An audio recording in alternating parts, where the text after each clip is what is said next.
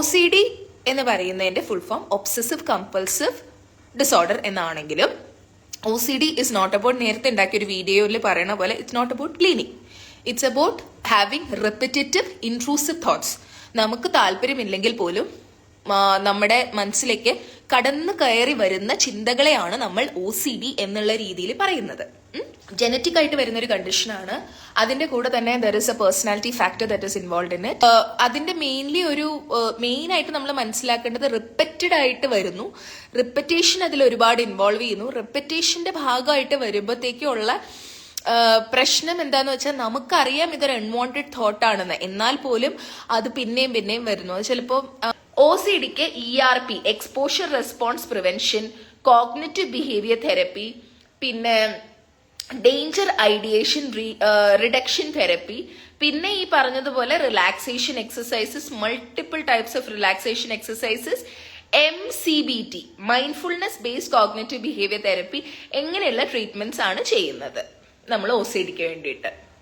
Clinician ഒരു ഡോക്ടറുടെ challenge വരുന്നത് എന്താന്ന് വെച്ച് കഴിഞ്ഞാൽ, ഇപ്പം എനിക്കൊരു പേഷ്യന്റ് വന്നിട്ടുണ്ടായിരുന്നു പണ്ട്.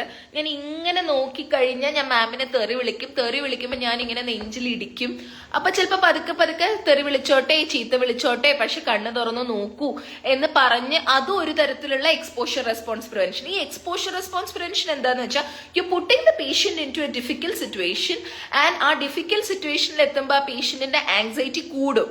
ആങ്സൈറ്റി കൂടിയിട്ട് ആ പേഷ്യന്റിന് തന്നെ കാം ആവാനുള്ള ഒരു സമയം നമ്മൾ കൊടുക്കുന്നതിനെയാണ് നമ്മൾ ഈ പറഞ്ഞ രീതിയിലുള്ള ഒരു എക്സ്പോഷർ റെസ്പോൺസ് പ്രിവെൻഷൻ. നമ്മൾ we are exposing to the stimulus, we are letting the patient calm down. നമ്മള് OCD ഉള്ള ഒരാളെ അയാളുടെ സ്റ്റിമുലസിലേക്ക് എക്സ്പോഷർ കൊടുക്കുകയാണ്.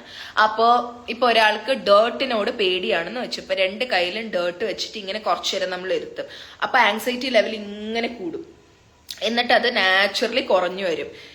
ഇതിന്റെ കൂടെ കോഗ്നിറ്റീവ് ബിഹേവിയർ തെറപ്പി, ഇതിന്റെ കൂടെ ഡേഞ്ചർ ഐഡിയേഷൻ റിഡക്ഷൻ തെറപ്പി, ഇങ്ങനെയുള്ള സ്ട്രാറ്റജീസ് ഇംപ്ലിമെന്റ് ചെയ്തിട്ട് പതുക്കെ പതുക്കെ അലോങ് വിത്ത് മെഡിക്കേഷൻ അവരുടെ OCD ബെറ്റർ ആവും.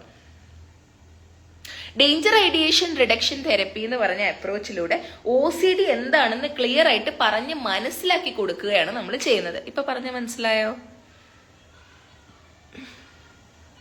Do about that. See, ഒരു OCD തോട്ട്, ഒരു OCD പാറ്റേൺ നമ്മുടെ തലയിൽ വന്ന് കിടക്കുന്നുണ്ടാവും.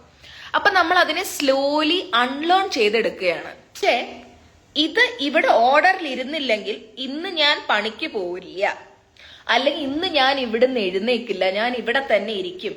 എന്റെ ജോലി സ്ഥലത്ത് മുഴുവൻ അയ്യോ അത് അവിടെ ഇരിക്കുന്നില്ലല്ലോ, അയ്യോ അവിടെ ഇരിക്കുന്നില്ലല്ലോ എന്നുള്ളൊരു ചിന്ത വരുമ്പോഴാണ് പ്രശ്നം. അപ്പോ ഇതൊക്കെ പതുക്കെ പതുക്കെ അൺലേൺ ചെയ്തെടുക്കുക. ലേൺ ചെയ്ത കാര്യങ്ങളെ അൺലേൺ ചെയ്തെടുക്കുന്നതാണ് OCDയുടെ ട്രീറ്റ്മെന്റിന്റെ പ്രൈമറി ഗോൾ എന്ന് പറയുന്നത്. മനസ്സിലായോ? ഓക്കെ, ചലോ. അപ്പോ ഞാൻ ചലിക്കുന്നു.